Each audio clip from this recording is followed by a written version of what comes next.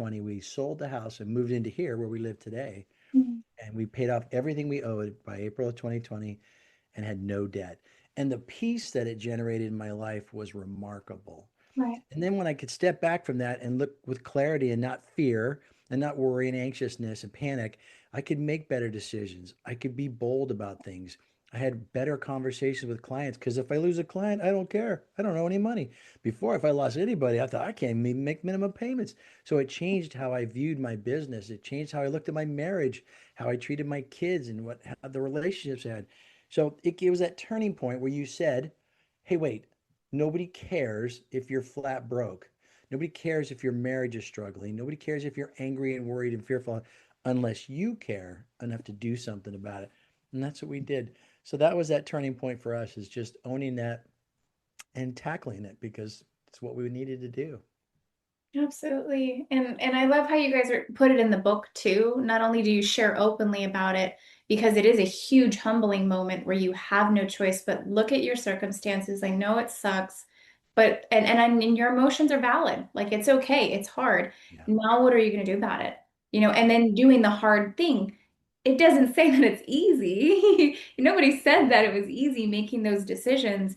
But choosing what brings you the most peace, maybe letting something go.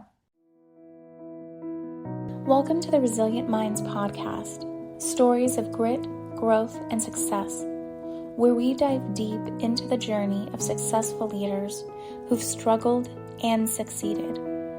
Before the wins, before the titles, what was the mindset behind the leader? On this show, we focus on real stories behind the success, the struggles, the resilience, and the courage it takes to keep moving forward, even when times get tough. My goal is to provide you with stories of hope and transformation, showing that no matter the challenges, there is a way forward. On this show, we'll be meeting with highly successful leaders who've battled through obstacles, emerging stronger and wiser on the other side. This show is for anyone who wants to grow, evolve, and find the light at the end of the tunnel. Everyone's a leader, so together, we'll uncover what it truly means to evolve as leaders, and ultimately, as human beings. This is Resilient Minds. Hi, I'm your host, Dr. Campbell, and I'm here with Robert Hunt, and he is an amazing person. We play pickleball and we talk about accountability. He is actually the accountability guy, and that's what drew me into him because he was talking about the victim mindset, owning your life, and he wrote a book about it. Welcome, Robert. Thanks for joining us. Thank you. It's so good to see you again. It's good to see you too. I was really honored to be able to have you on this show because when I started it, working on yourself, really developing your potential and stepping into your power, which you have to let go of the victim mindset, was part of my intention. So to have you on, it's a great honor. I really appreciate what you're doing. Yes, I think your work in helping people understand where they are playing a victim role is super important because we don't recognize that we're playing a victim. We're so comfortable with it. It's what we've known for so long. It just feels right. Right? And feeling powerless, like you don't actually have choices. Not that sometimes they're not good choices, and that's okay, but they're still choices. Right. Still a choice. That's right. Tell us about your book. Well, the book is called Nobody Cares Until You Do. And the whole principle is about accountability. And we learn these principles over the years of our lives, bit by bit. Sometimes you're forced to be accountable when you're a little kid.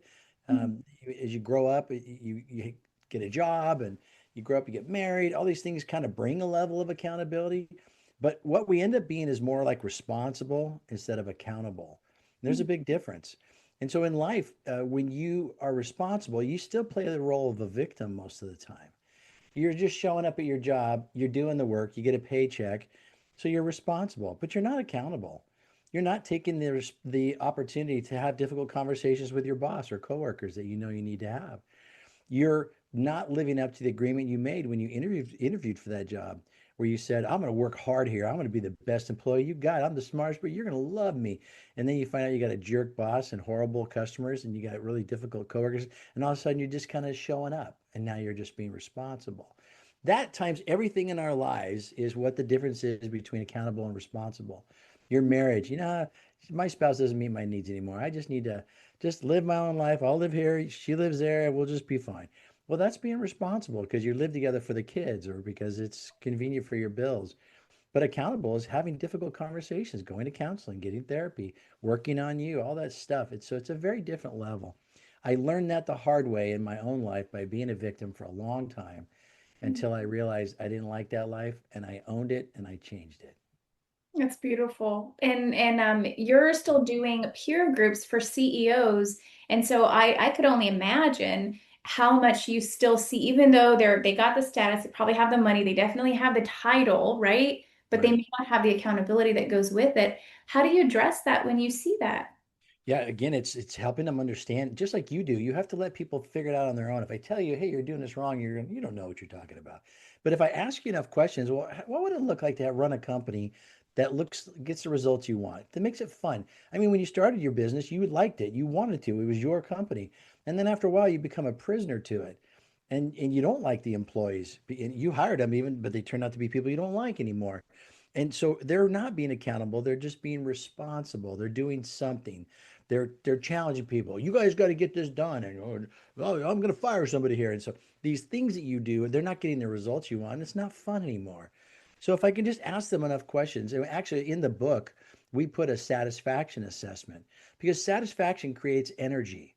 And Right. when you have satisfaction, you're willing to go the extra mile. But when you're out of satisfaction, it's just daunting and draining. So we have people declare honestly and candidly, how satisfied are you in your personal and professional life? And then in light of where you declared what you're satisfied or not, then okay, the question is why? What are Right. you going to do about it? And it's then that we play the victim role. We blame, Mm. we make excuses, we say we can't do anything about it, or we just wait and hope it gets better. Those four traps are what keep us in the role of a victim in our personal or professional life.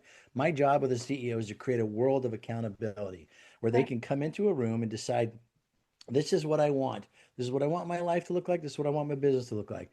Okay, here's where it is. What are you going to do about it? And then the group then helps them create a place where they can get things done because you're declaring it to other people who won't put up with your nonsense if you don't do what you say you're going to do. If you're the Right. owner of the company and you change your mind, what are they going to do? Fire you? You're the owner. And Yeah. people who are, we get a certain level of power, you stop being accountable. And then you run the journey in a less than desirable form, but it's your story, so you get away with it. When you tell the business owners, I'm going to spend more time with my family, and I'm going to make sure the work is on autopilot a little bit more, so I can go live my life with it. When you tell us that, we're going to ask you, how's that going?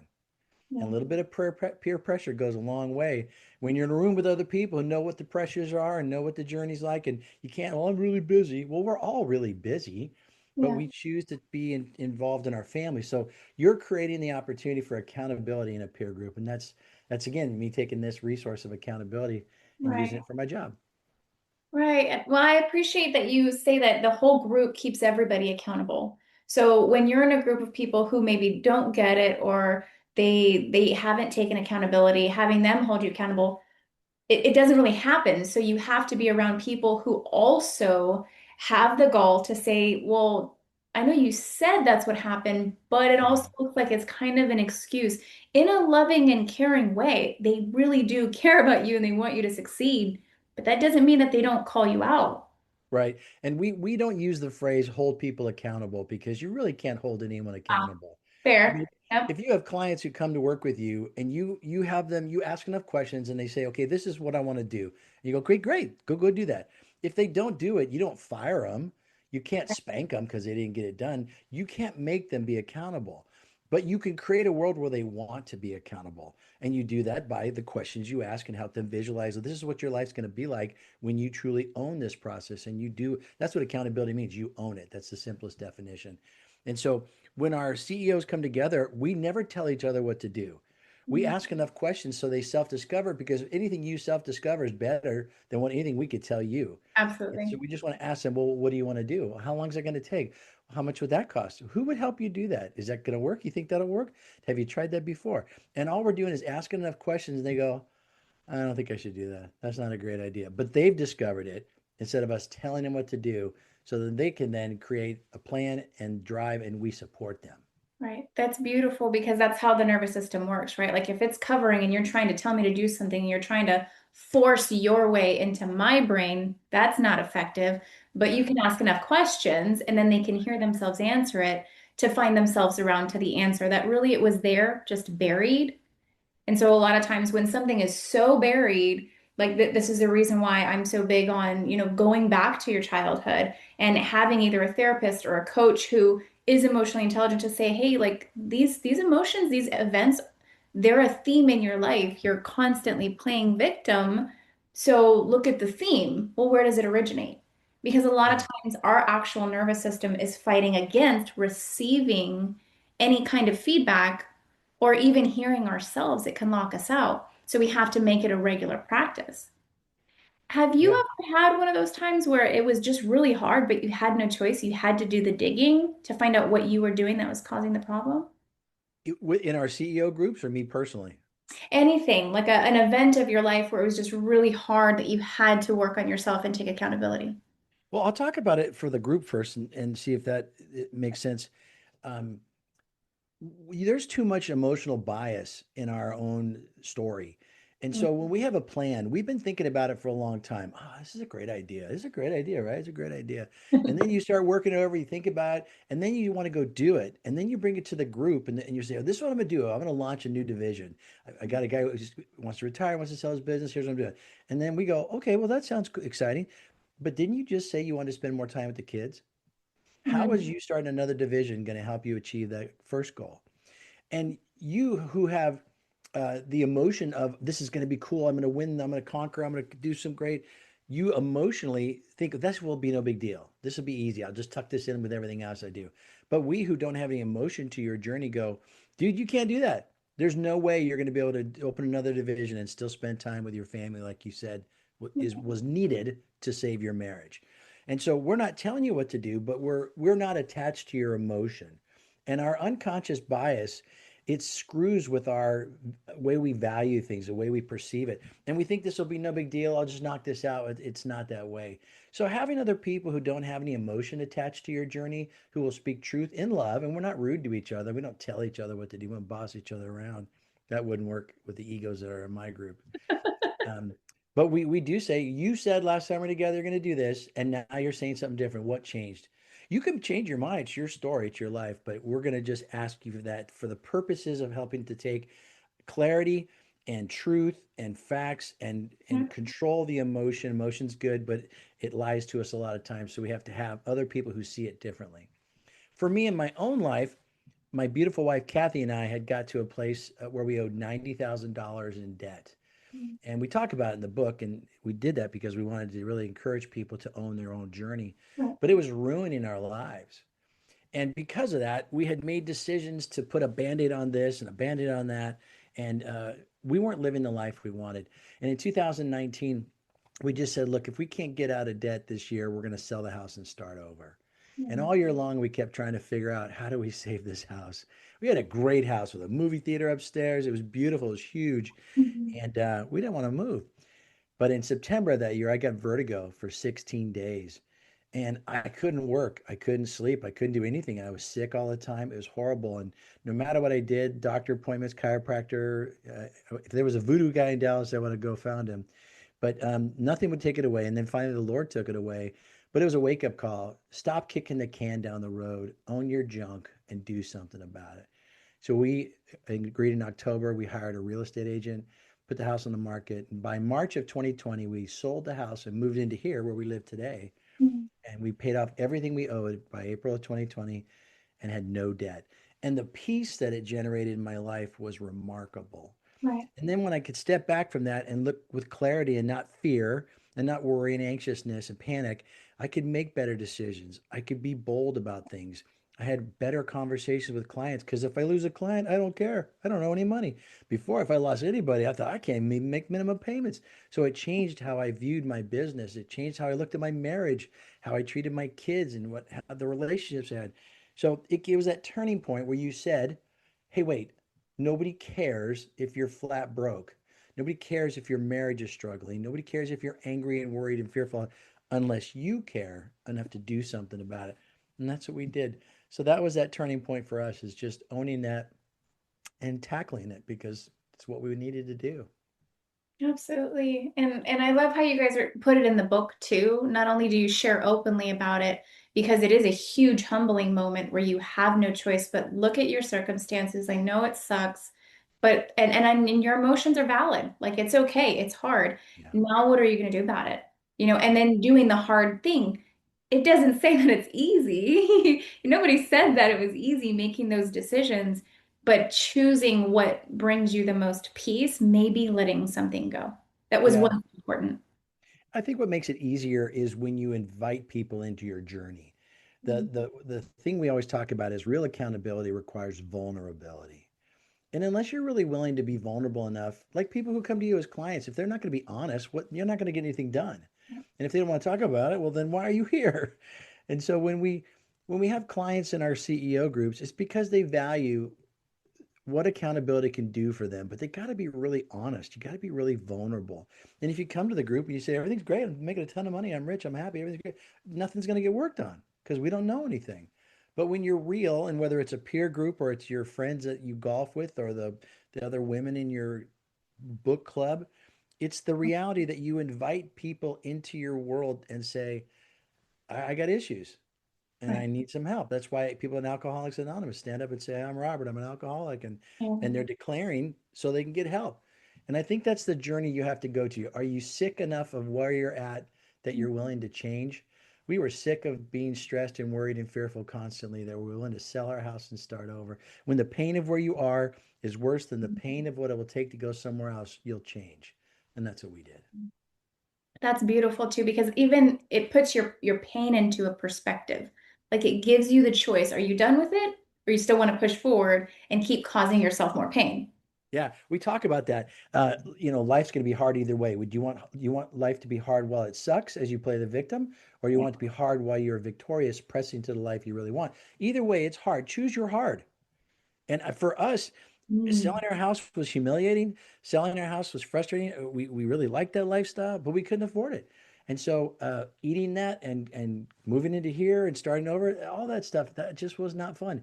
But I have a way better life now that I own it and I'm doing the things that I want to do. I'm not held back by anything.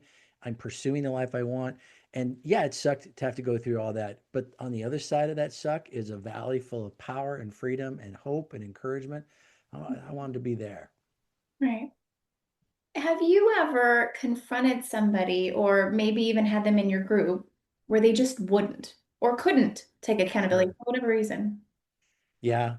Yes. The answer is yes. And they usually fail. So in our CEO groups, I've had over the years many occasions where I'll have a client in the group and they'll tell me stuff and I'll say, you need to take that to the group because I'm just one person. Heck, I don't even own a company. It's just me and Kathy. And we're not really a business. We're just hanging out, having fun. But but you need to tell the other people in the group, they've got employees, they've got buildings, they've got debt, they got all this stuff. And they wouldn't bring it to the group and they continue to come to meetings, say everything's great. Well, I'm having some challenges with cash flow, but we're doing okay. And they'd spin it in such a way that they felt okay about it. But I look at them going, "What? Why are you not bringing this up? I'm just not ready yet. When are you going to be ready? I mean, you're running out of time." And then, sure enough, things would get worse and worse, and they'd finally drop out of the group and they'd go bankrupt, or they'd have to have someone bail them out. It was a really tough journey for me to sit there and watch them. If you would just bring it up, you would be able to have all these people's input. And so I think, yeah, there's been lots of times where I've seen it where people weren't willing to be vulnerable and transparent. Therefore, they didn't get the help and it caused their demise. Right. So then there's not only strength in being vulnerable, but strength in saying like, hey, I don't know what I'm doing and I'm botching it. And like Yeah. I don't know what I'm doing and I don't know what to do. Yeah, we don't know what we don't know till we realize we didn't know it. And I had a client who was working to start up a new business, and it was growing phenomenally. It was really solid growth year over year, great numbers. And every year I'd say, hey, you started this company because you wanted to be able to use it as a way to share your faith in the business world.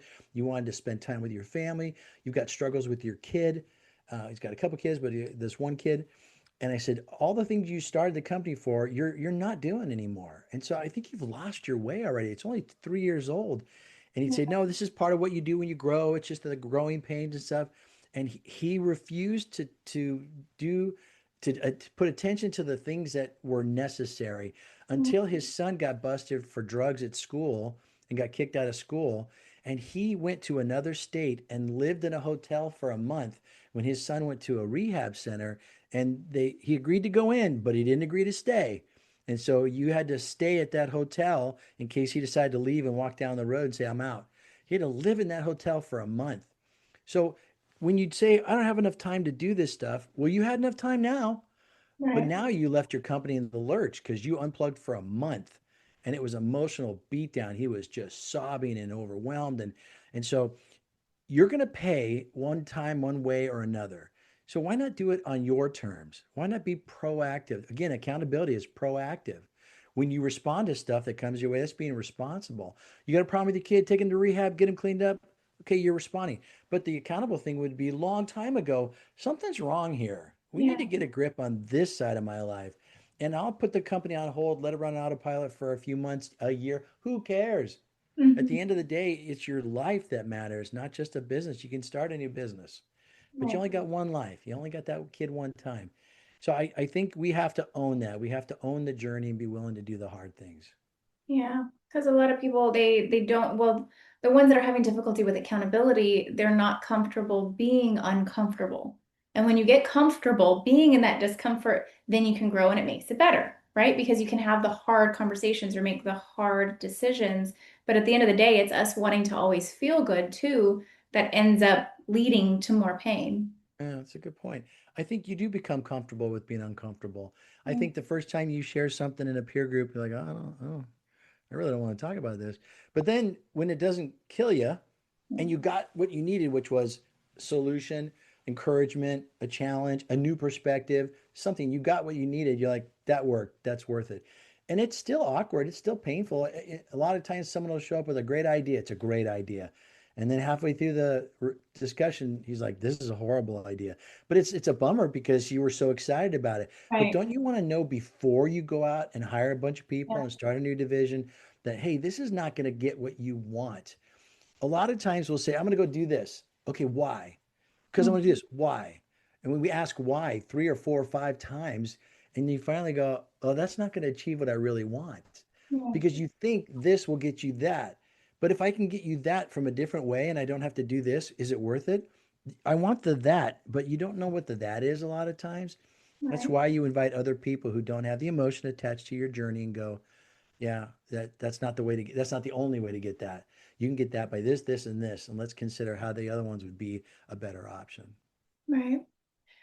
So we are running out of time, but before we have to end, I would really love if you had somebody who is thinking about, making a big business decision, or they've been struggling in their business, they are an executive or business owner, and they need the support, but they've never gotten it. Hmm. What kind of resources would they have out there? Man, there's everything. I mean, certainly what you do for a living is blessing so many people, but you can go online and learn a lot. But what you're not getting in those moments is accountability. Hmm. There's a video and a book for everything. So it's not really about knowledge, it's about accountability. Because if you say you're going to do this and then you don't have anyone asking you, you blow it off and you don't do it. That's Mhm. why we don't lose weight, or that's why we don't pay our bills, or whatever. So I would say be vulnerable. Find someone you can be real with. You can join a peer group. You can go to your church. You can go to some other guys you've worked with in the past and start your own group of guys that get together, guys or girls, and have a monthly meeting and say, what are you working on? How's your marriage? What are your goals? And just be real and start small. Start with a couple people, but the practice of doing it takes time. It doesn't fix all your problems overnight. And so, but start right away. Start with somebody who you can be real with and set some rules of engagement. Don't start telling each other how to live your life. Come on in and listen really well and ask really good questions, and then agree to set up something that you're going to do, and then ask them how it went later on. You're starting to build the culture of accountability. There is always somebody out there that you know that you could be real with, and you just got to take that first step. Right. That's beautiful. I really appreciate your time today. Thank you so much. Thank you. Thank you so much for joining. Your time and your focus are your most valuable currencies, so thank you for giving that to us today. Our guest contact information will be in the description below, and don't forget to like and subscribe. But please, if you know someone who's struggling, stop right now and send this video to them. The struggle behind growth and success is real, and they need the support to make it, because the strongest minds are the ones that healed. So don't forget, lead louder, feel deeper, and stay resilient. Until next time, this is your host, Dr. Campbell, on the Resilient Minds podcast.